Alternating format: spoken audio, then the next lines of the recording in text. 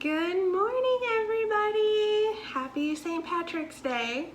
Or at least it will be St. Patrick's Day when you see this video. That's why I'm not exactly wearing green today.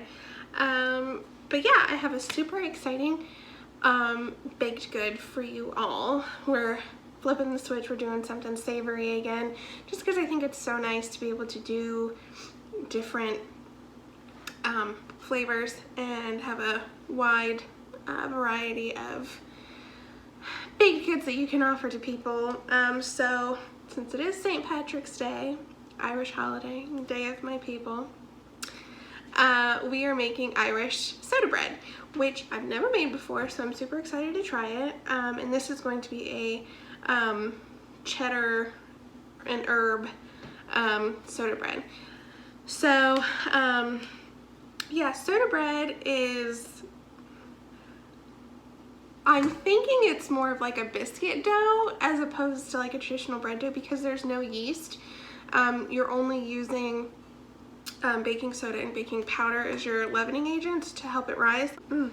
It's pretty easy, it's pretty straightforward, not super complicated. I just hope that I can do it correctly and it tastes good, and yeah, so all right, so yeah, so soda bread, super excited. I'm really shiny. Ugh. So yeah, so soda bread, it's not super complicated, and I'm really excited, so let's get started. My face is super puffy. Super puffy. I had Chinese last night. So good though. Okay, so first things first, we need 2 cups of all-purpose flour. So we're just gonna scoop that into our bowl. Okay. Alright, so we need half a teaspoon of baking soda. We need half a teaspoon of kosher salt. And we need a whole teaspoon of baking powder. So we're just gonna stir that together. It said whisk, but you know what? I don't see the point in dirtying a utensil if I'm just gonna use another one to mix the whole thing. Okay, so now we need 2 tablespoons of fresh herbs. And I was chopping herbs for a long time to get 2 tablespoons. Just because, like, it takes a lot. Like when you think, oh, 2 tablespoons, that's not a lot, but that really is a lot of fresh herbs. And you could probably use dried herbs for this. I'm following the recipe, and fresh herbs offer a really nice, like, bright flavor, and just like a different sort of, like, offer a different dynamic to things that you use them in. And you can definitely taste the difference in dried herbs, which tend to have a more, like, pungent flavor, versus fresh herbs, which are a little bit more mild and settle on your palate a little bit better. You can use whatever herbs you like. I just picked herbs that I prefer on my palate, like my flavor profile. So I have about 3 cloves of garlic in here, and I have rosemary, thyme, and basil. Rosemary is like nice and woody, really earthy.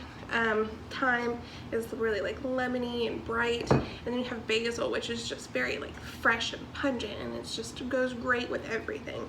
And obviously the garlic, which garlic is great in everything, so I just wanted to make sure I had that in my recipe. So we're just gonna sprinkle in 2 tablespoons of fresh herbs, which is all of that.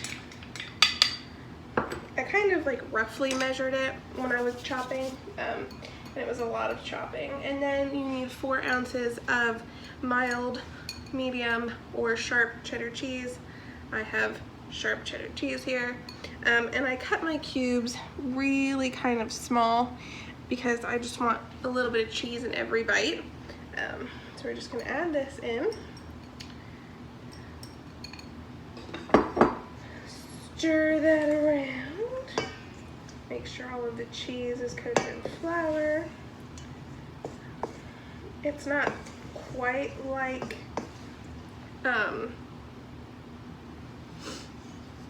it's not quite like a baked good, and where like if you add it to your mix, it'll sink to the bottom. But you just want to make sure that it's like all coated and incorporated.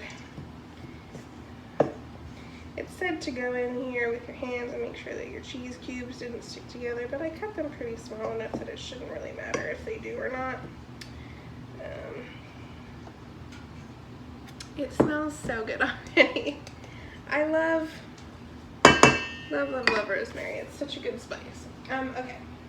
So now, oh no. We're gonna make a well in the middle of our flour mixture. Just like that. See? We have a little well. Can't really see the light's not that great. And then here I have 1 cup of buttermilk and 1 large egg, and we're just gonna pour that into the middle of our well and just sort of overflow. I've said this before, I think the whole concept of buttermilk is really gross, but it offers really great flavor to things. So, oh, and I do want to mention, when you're dicing your herbs, you want to make sure that they're diced really fine. There's nothing more unpleasant than biting into a big chunk of herbs. Plus you want a little bit in every bite. So, plus, if there's any herbs like on the surface of the bread, like when we're baking it, they'll sort of like catch and burn, which that's not really pleasant. So you just want to make sure that they're kind of fine. Reduce that risk. Okay. Alright, so we're going to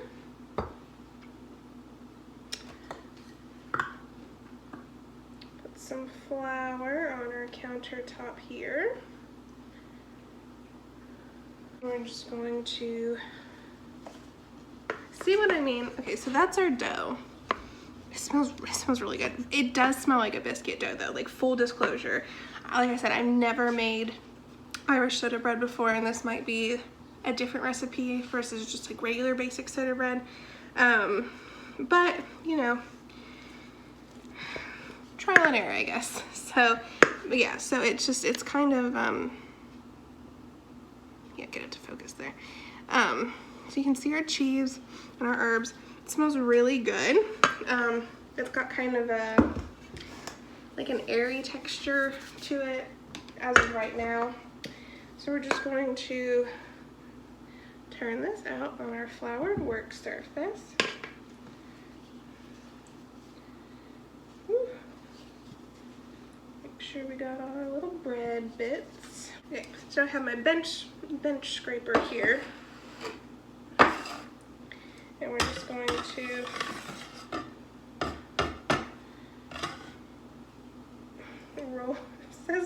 roll this around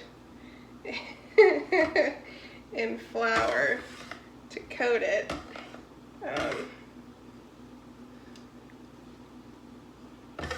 Which I don't know if I'm doing this right, but we'll find out.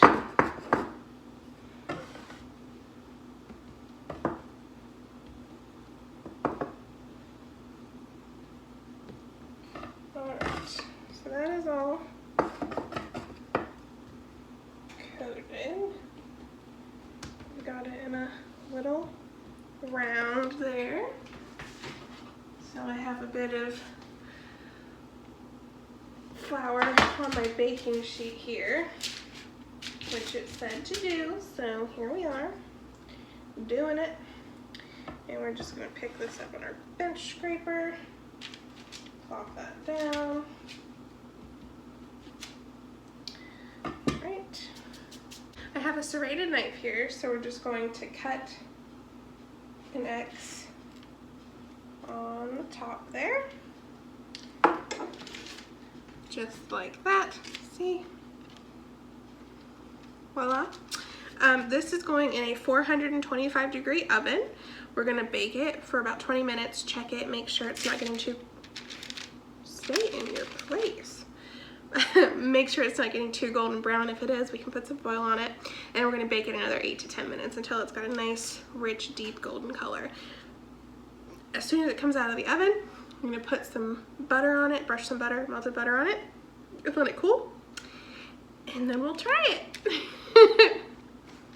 Okay, so the Irish soda bread is out of the oven. I let it cool for about 5 minutes or so, and I put some butter on it. It smells so good. It smells really herby and cheesy, and like you can see the big chunks of cheddar and the spices on top. It's nice and golden brown. I left it uncovered and baked it for 30 minutes, and it seemed to turn out okay, so it's cut into it. It's still a little warm, but oh yeah, that smells good. Look at the inside texture of that. It's pretty irregular, but see, when you push on it, it bounces back. It doesn't stay sunken down, so you know that it was baked properly, not underbaked. Oh my gosh, that smells so good. Okay, so I want to try it by itself, plain, and then I have some butter here to try it with that as well. So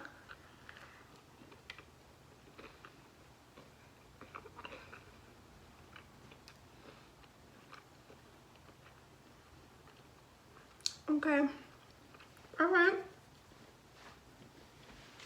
I see you, Ireland. That's really good. It's really good. In each bite, well, I only had one bite, but in that bite, it had some nice herbs, a little garlicky, you get like a little burst of like freshness from the thyme. You got a little like woody earthiness from the rosemary. And we just have this like bright kind of, not like florally taste, but just very like herby. So I have some Irish butter here, and I really don't know what the difference between Irish butter and regular butter is, but since this is Irish soda bread, we're having some Irish butter on our soda bread. So let's try it with the butter.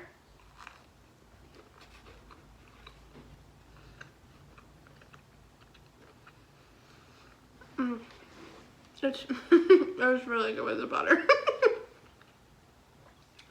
Maybe it comes from Irish cows. I don't know. But that's really good. I'm really impressed. It's definitely a really easy, like, go-to bread recipe. It's crusty. It has a nice crunch to it. It's soft and moist in the middle. I think it's because of the buttermilk. Yeah, I'm really pleased. It stayed about the same size. I mean, it rose up a little bit, obviously, because you can see where we cut it and it spread as it baked. But it's not like a huge colossal loaf. And so definitely be easy to share. So yeah, so thank you so much for watching. I appreciate each and every one of you, and I hope you have a wonderful St. Patrick's Day.